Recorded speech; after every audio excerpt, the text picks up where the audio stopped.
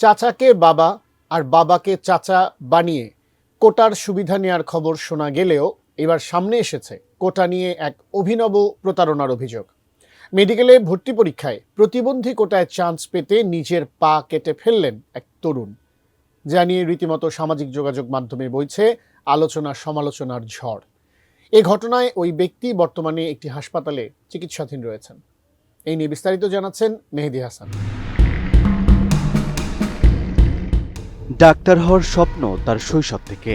সে স্বপ্ন সফল করতে দুবার অংশ নেন মেডিকেল কলেজ ভর্তি পরীক্ষায়, কিন্তু প্রতিবারই ব্যর্থ হন এই তরুণ যুবক, যা তার মেডিকেলে ভর্তির আকাঙ্ক্ষাকে বহুগুণে বাড়িয়ে তোলে। বলছিলাম সবুজ ভাস্করের কথা, যিনি ভারতের উত্তরপ্রদেশের জৌনপুরের বাসিন্দা। প্রতিবন্ধী কোটায় ভর্তি হওয়ার সুযোগ পেতে নিজেই নিজের পা কেটে ফেলার অভিযোগ উঠেছে তার বিরুদ্ধে।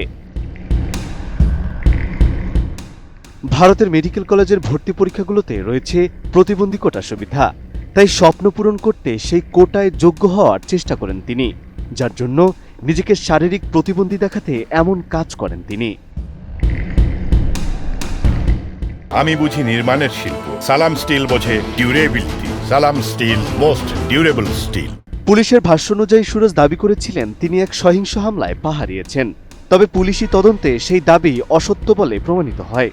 বর্তমানে তার বিরুদ্ধে কোন কোন ফৌজদারি ধারায় মামলা করা হবে সে বিষয়ে আইনি মতামত নেওয়া হচ্ছে। এর আগে 18 জানুয়ারি সুরজের বড় ভাই আকাশ ভাস্কর পুলিশকে জানায়, আগের রাতে অজ্ঞাত হামলাকারীরা তার ভাইয়ের উপর হামলা চালিয়েছে।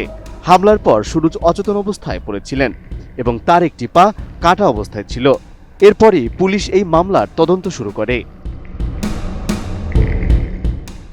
পরে তদন্ত চলাকালীন সময়ে পুলিশ সুরজের বক্তব্যে একাধিক অসঙ্গতি খুঁজে পায়, যাতে পুলিশ নিশ্চিত হয় তিনি বানোয়াট গল্পের মাধ্যমে তাদের বিভ্রান্ত করার চেষ্টা করছেন। তবে দীর্ঘ জিজ্ঞাসাবাদ শেষে তার এমন কর্মকাণ্ডের কথা নিজেই স্বীকার করেন তিনি। পুলিশ জানিয়েছে, এমবিবিএস ভর্তি পরীক্ষায় বারবার ব্যর্থ হওয়ায় সুরজ মানসিক চাপ ও অবসাদে ভুগছিলেন। ডি ফার্মা পাশ করার কারণে চিকিৎসা সংক্রান্ত প্রাথমিক জ্ঞান তার ছিল। সেই জ্ঞান ব্যবহার করেই তিনি নিজেই এই ঘটনা ঘটান, যাতে প্রতিবন্ধী কোটায় ভর্তির সুযোগ পাওয়া যায়।